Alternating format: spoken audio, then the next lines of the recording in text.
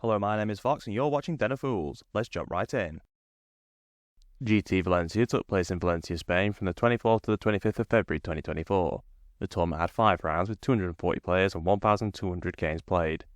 As this was a team tournament, we have multiple players who won 5 games. The individual rankings are based on the players who achieved the most points in their 5 games. Gonzalo Raven de la Monda won the tournament with the Necrons.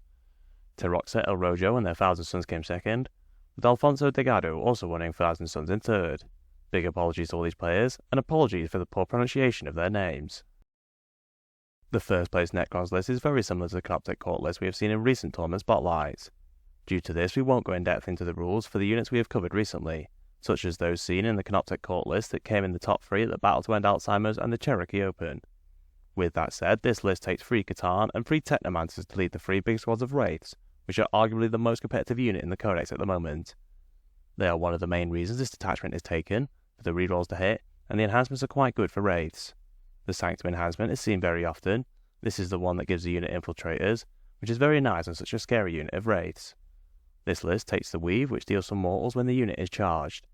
Once per phase, when the unit is charged, you roll a d6.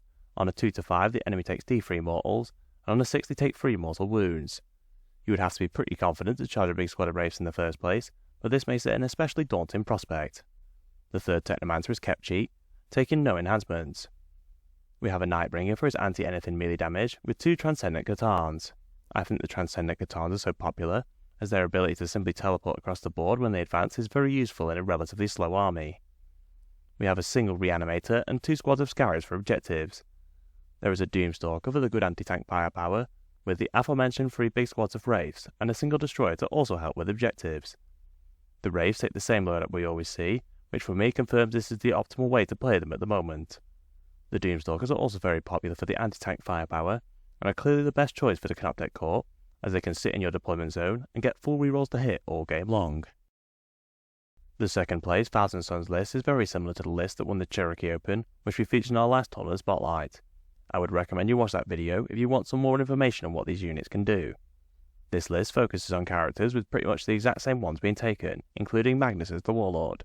The main differences are that they take an additional Infernal Master, and there are more Sorcerers taking the discs. The enhancements are exactly the same, although this list takes a standard Sorcerer to carry one of them. They provide the unit they are leading lethal hits, and it can only be targeted outside of 18 inches, a very useful ability to have. We have a load of Rubik Marines as usual, with no less than 5 squads being taken. I would imagine that the standard Sorcerer led the unit with the bolt guns, so they could stay 18 inches away from enemies while still shooting. It also allows them to make use of the lethal hits provided by the leader. This list takes a single Rhino to transport a squad of the Marines, presumably it was a squad led by one of the Infernal Masters. They take the obligatory Mutalisk Vortex Beast, as well as 2 squads of Zangor Enlightened. The Enlightened have Toughness 4, with a 5+ save, 2 wounds and a quick 10-inch movement.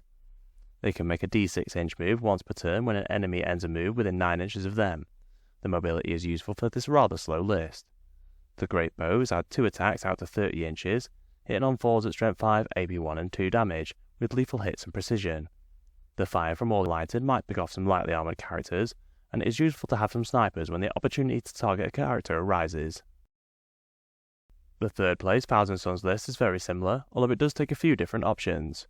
We see Magnus and Iron Man and the same enhancements, but no Exalted Sorcerers. We do have an Infernal Master, with 2 new units included. We have a Sorcerer in Terminator armor, who will be leading the big 10-strong squad of Scarabacol Terminators. The Sorcerer has the standard Terminator profile of Toughness 5, a 2+ save and 4+ invul, with the character having 5 wounds. Their Flames attack has a range of 18 inches, making 3 attacks, hitting on 3s at strength 4, AP 3 and damage 2.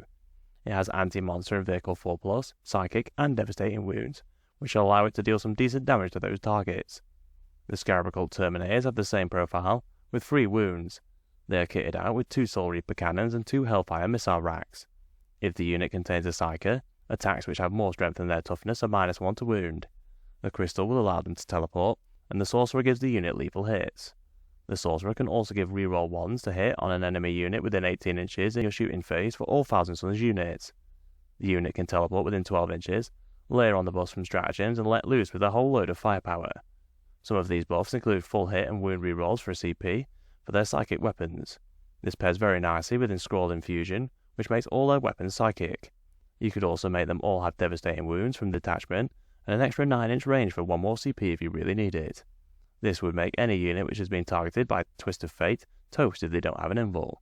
We don't see the Terminators as often, but they can pack a lethal punch when taken.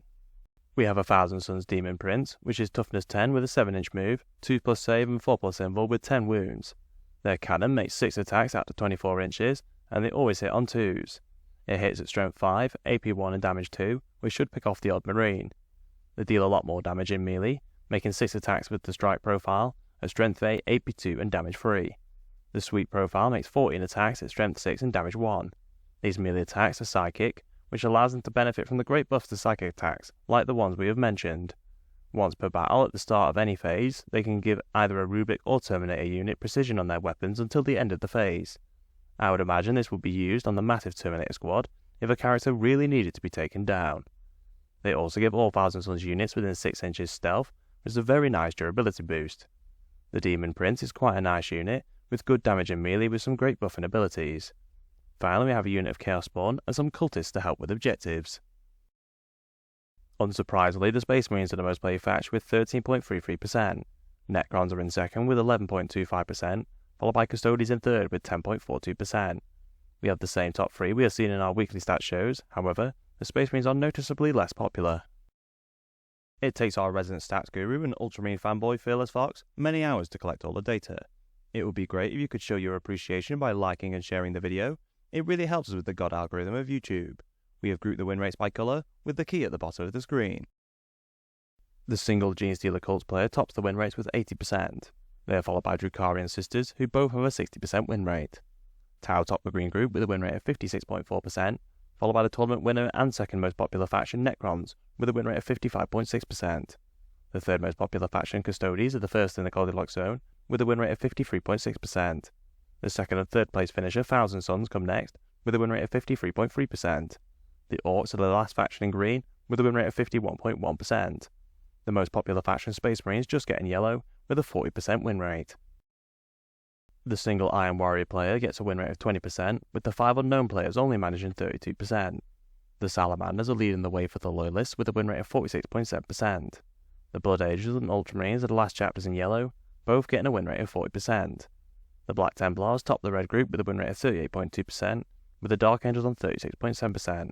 The Space Wolves are at the bottom with a 35% win rate. Both types of Marines really struggled in this tournament. If you enjoyed our content, please subscribe, check out one of the videos on screen, and consider using our affiliate links in the description. Thank you for watching.